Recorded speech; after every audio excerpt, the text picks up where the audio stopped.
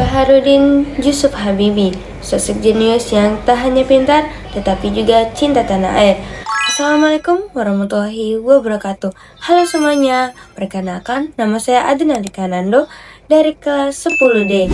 Video ini saya buat untuk tugas bahasa Indonesia menceritakan kisah inspiratif tokoh luar biasa yaitu B.J. Habibie. Beliau adalah Presiden ketiga Republik Indonesia, seorang ilmuwan, insinyur pesawat, dan tokoh bangsa yang sangat berjasa dalam perkembangan teknologi Indonesia. Beliau dikenal bukan hanya tentang kecerdasannya, tetapi juga tentang kerja keras, kedisiplinan, serta rasa cinta yang sangat besar kepada tanah air. B.J. Habibie lahir pada 25 Juni 1936 di Parepare, Sulawesi Selatan. Saat masih kecil, beliau telah menunjukkan kecerdasan yang luar biasa, terutama pada bidang matematika dan ilmu pengetahuan. Ia memiliki rasa ingin tahu yang sangat tinggi terhadap benda-benda di sekitarnya. Bahkan saat masih kecil, beliau memperhatikan bagaimana cara suatu alat bisa bekerja dan mencoba memahami prinsipnya.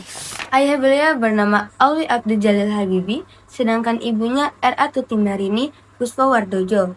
Keluarga Habibie sangat menjunjung tinggi pendidikan. Karena itulah, sejak kecil ia selalu dibiasakan untuk disiplin, rajin belajar, dan memiliki cita-cita tinggi. Saat Habibie berusia 14 tahun, ayahnya meninggal dunia. Kejadian inilah menjadi titik yang sangat berat dalam hidupnya. Namun, sang ibu tetap berusaha keras membesarkan anak-anaknya dan memastikan pendidikan mereka terus berjalan. Dari ibunya inilah Habibie belajar arti dari kerja keras, pantang menyerah, dan tanggung jawab. Setelah menyelesaikan pendidikan menengah, Habibie melanjutkan studi di Institut Teknologi Bandung. Namun, impiannya untuk menjadi ahli pesawat terbang, ia melanjutkan pendidikannya di Essen University di Jerman Barat, salah satu universitas teknik terbaik di dunia. Di Jerman, perjuangan Habibie sangat luar biasa. Habibie hidup dengan sederhana dan sangat hemat. Masa mudanya digunakan untuk belajar, melakukan riset, dan memperdalam teknik ilmu penerbangan. Habibie dikenal dengan memiliki semangat yang sangat tinggi.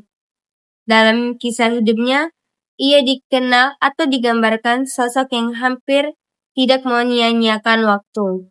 Pada tahun 1960, Habibie mendapatkan gelar insinyur, lalu melanjutkan hingga mendapatkan gelar doktor pada tahun 1965. Setelah lulus, Habibie bekerja di industri pesawat terbang di Jerman. Di sana, beliau mendalami bidang konstruksi pesawat dan mekanika retakan material.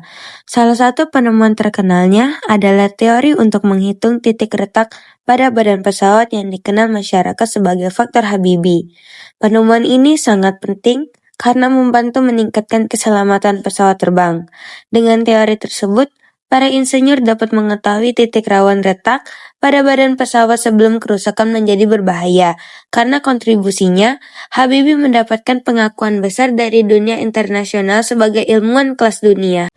Pada tahun 1974, Presiden Soeharto meminta Habibie kembali ke Indonesia untuk membantu pembangunan teknologi nasional.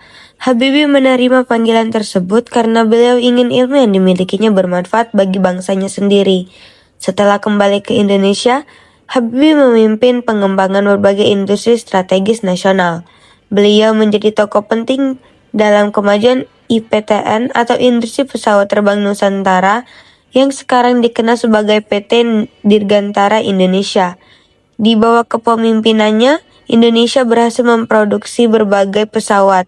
Salah satunya yang paling terkenal adalah N250 Gatot Kaca. Pesawat ini menjadi simbol kebanggaan bangsa karena menunjukkan bahwa Indonesia mampu membuat pesawat modern dengan teknologi tinggi, menggunakan kemampuan anak bangsa sendiri. Karir politik Habibie semakin berkembang ketika beliau diangkat menjadi Menteri Riset dan Teknologi. Dalam posisi ini, beliau sangat fokus membangun sumber daya manusia Indonesia melalui pendidikan sains dan teknologi. Salah satu langkah penting beliau adalah memberikan banyak program beasiswa bagi pelajar Indonesia agar bisa belajar di luar negeri dalam bidang teknik, sains, dan teknologi. Program-program ini sangat berpengaruh dalam mencetak generasi ilmuwan Indonesia. Pada Maret 1998, Habibie diangkat menjadi Wakil Presiden Republik Indonesia. Namun hanya berselang 2 bulan, Indonesia mengalami gejolak besar akibat krisis ekonomi dan reformasi. Pada 21 Mei 1998,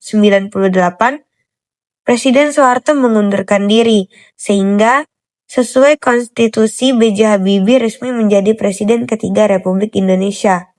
Walaupun masa jabatannya relatif singkat, sekitar 1 tahun 5 bulan, peran Habibie sangat besar dalam menyelamatkan Indonesia pada masa transisi reformasi.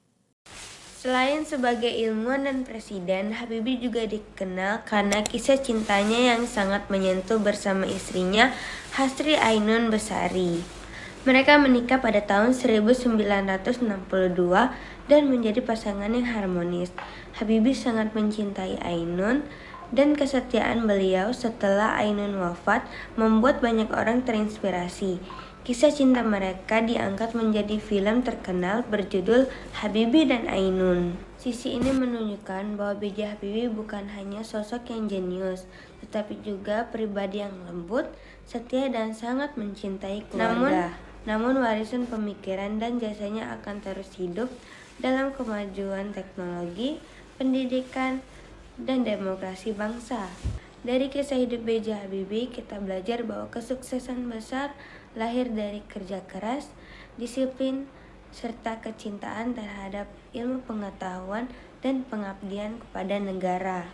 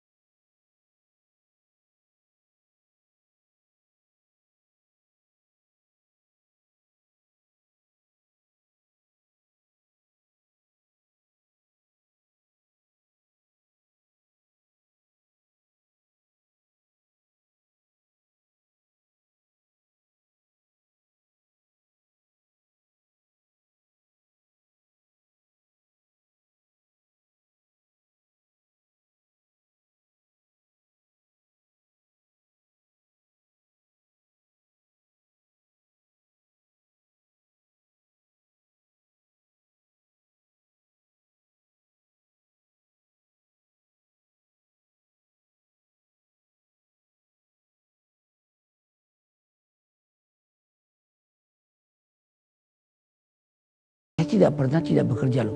Kalau orang pernah tanya sama saya, Pak Habibie, kok bisa begitu? Mentalitas apa itu?